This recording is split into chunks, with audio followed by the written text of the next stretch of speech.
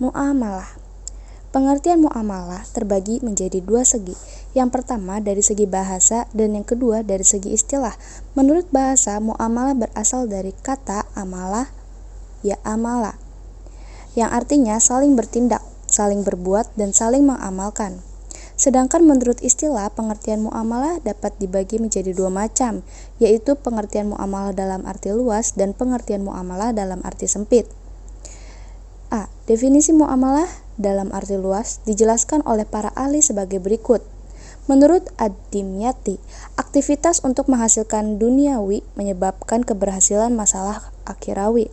Menurut Muhammad Yusuf Musa, peraturan-peraturan Allah yang diikuti dan ditaati dalam hidup bermasyarakat untuk menjaga kepentingan manusia.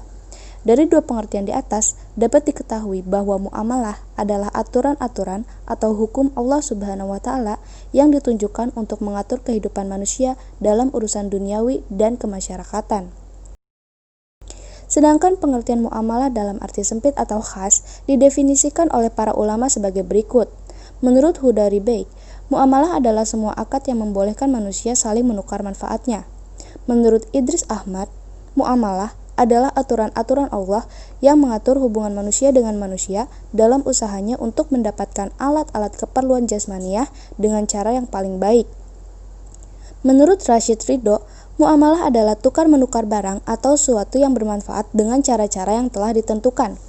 Dari pandangan di atas, kiranya dapat dipahami bahwa yang dimaksud dengan fikih muamalah dalam arti sempit adalah aturan-aturan Allah yang wajib ditaati yang mengatur hubungan manusia dengan manusia dalam kaitannya dengan cara memperoleh dan mengembangkan harta benda. Persamaan pengertian muamalah arti luas dan arti sempit adalah sama-sama mengatur hubungan manusia dengan manusia dalam kaitannya dengan pemutaran harta. Pembagian muamalah. Menurut Ibnu Abidin, fikih muamalah terbagi menjadi 5 bagian, yaitu ada muawadlah maliyah atau hukum kebendaan, ada munakahat atau hukum perkawinan, ada muhasanat atau hukum acara, ada amanat dan aryah atau pinjaman, dan yang terakhir ada tirkah atau harta peninggalan. Al-Fikri dalam kitabnya Al-Mu'amalah Al-Madiyah wa Adabiyah menyatakan bahwa muamalah dibagi menjadi dua, yaitu Al-Mu'amalah Al-Madiyah dan Al-Mu'amalah Al-Adabiyah. Ruang lingkup fikih muamalah. Ruang lingkup fikih muamalah juga terbagi menjadi dua, yaitu ruang lingkup yang bersifat adabiyah atau segala sesuatu yang bersumber dari indera manusia yang ada kaitannya dengan peredaran harta dalam hidup bermasyarakat, dan ruang lingkup pembahasan madiyah seperti masalah bunga bank, asuransi, kredit, dan masalah-masalah baru lainnya. Hubungan hukum Islam dengan hukum Romawi.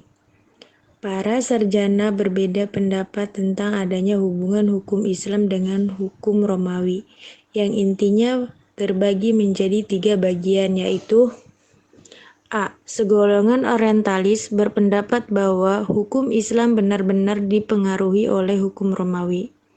B. Sarjana Muslim berpendapat bahwa hukum Islam sama sekali tidak dipengaruhi oleh hukum Romawi, sebab hukum Islam dipraktikkan lebih dahulu dibandingkan hukum Romawi. C. Said Muhammad Hafiz Sabri berpendapat bahwa kedua pendapat tersebut memiliki nilai kebenaran dan juga memiliki nilai kesalahan. Karena itu golongan ketiga berpendirian lebih moderat. Adapun faktor-faktor yang dijadikan alasan oleh Goldziher, von Kremer, maupun Amon adalah sebagai berikut. Adanya kesamaan antara hukum Islam dengan hukum Romawi dalam beberapa peraturan atau ketentuan hukum. Hukum Islam dan hukum Romawi keduanya menerima campuran atau masukan dengan hukum Ibrani. Adanya pengaruh adat kebiasaan di negara-negara yang dikuasai. Fikih muamalah dan hukum perdata. Muamalah terbagi dua, yaitu muamalah dalam arti luas dan muamalah dalam arti sempit. Muamalah dalam arti luas mencakup masalah al-awal, al-syahiyah, hukum keluarga yang mengatur hukum antara suami istri, anak dan keluarganya. Muamalah dalam arti sempit membahas jual beli, gadai salam, pemindahan utang, serta yang lainnya.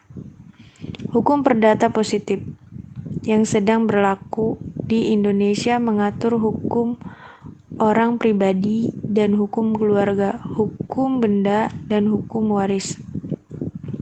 Sistematika fikih muamalah dan hukum perdata positif terdapat perbedaan-perbedaan karena sistematika hukum perdata mengatur orang pribadi, sedangkan hukum orang pribadi tidak dijelaskan dalam fikih muamalah, tetapi dijelaskan dalam usul fikih. Riba. Pengertian dari riba menurut Syekh Muhammad Abduh berpendapat bahwa yang dimaksud dengan riba ialah penambahan-penambahan yang disyaratkan oleh orang yang memiliki harta kepada orang yang meminjam hartanya atau uangnya, karena pengunduran janji pembayaran oleh peminjam dari waktu yang telah ditentukan. B. Sebab-sebab haramnya riba. Yang pertama, karena Allah dan Rasul-Nya melarang atau mengharamkannya. Yang kedua, karena riba menghendaki pengambilan harta orang lain dengan tidak ada imbangannya, seperti seorang menukarkan uang kertas 10.000 dengan uang recehan senilai 9.950 rupiah, maka uang senilai 50 rupiah tidak ada imbangannya. Maka uang senilai 50 rupiah itu adalah riba. Yang ketiga, dengan melakukan riba, orang tersebut menjadi malas berusaha yang sah menurut syarat. Yang keempat,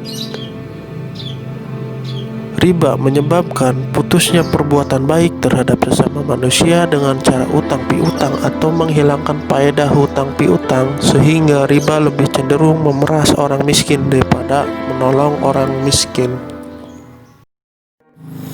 C. Macam-macam riba. Menurut Ibn al-Jauziyah dalam kitab Ilam al-Muwaqi'in an Rabb al-Alamin, riba dibagi menjadi dua bagian, riba jali dan riba kahfi. Riba jali sama dengan riba nasyah, dan riba kahfi merupakan jalan yang menyampaikan kepada riba jali. Riba fadli ialah lebih salah satu dari dua pertukaran yang diperjualbelikan. Riba nasyah adalah riba yang membayarnya atau menukarkannya berlipat ganda karena waktunya diundurkan, sedangkan riba fadli semata-mata berlebihan pembayarannya, baik sedikit maupun banyak.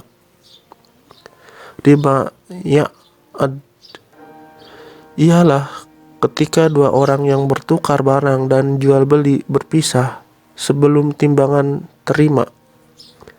Riba qardi sama dengan riba fadli, hanya saja riba fadli kelebihannya terjadi ketika qadli berkaitan dengan waktu yang diundurkan. Riba nasyah atau riba yang masyhur di kalangan kaum jahiliyah adalah riba yang melebihkan pembayaran barang yang dipertukarkan, diperjualbelikan atau diutangkan, karena diakhirkan waktu pembayaran baik yang sejenis ataupun tidak. Menurut Ibnu Hajr al-Maki, ialah bila seseorang dari mereka meminjamkan harta kepada orang lain hingga waktu yang telah ditentukan dengan syarat bahwa ia harus menerima dari peminjam pembayaran lain menurut kadar yang ditentukan tiap-tiap bulan, sedangkan harta yang dipinjamkan semula jumlahnya tetap atau tidak bisa dikurangi. Bila waktu yang ditentukan habis, pokok pinjaman dipinta kembali. Andaikan peminjam belum bisa mengembalikan uang pokok pinjaman tersebut, dia minta tangguh sehingga yang meminjamkan dapat menerima tangguhan tersebut dengan syarat pinjam pokok harus dikembalikan lebih dari semula. D. Hal-hal yang menimbulkan riba. Jika seseorang menjual benda yang mungkin mendatangkan riba menurut jenisnya, maka disyaratkan 1. Sama nilainya, tamasul. 2. Sama ukurannya menurut syarat, baik timbangannya, takarannya, maupun ukurannya. 3. Sama-sama tunai, takabut, di majelis akad. Dampak riba pada ekonomi.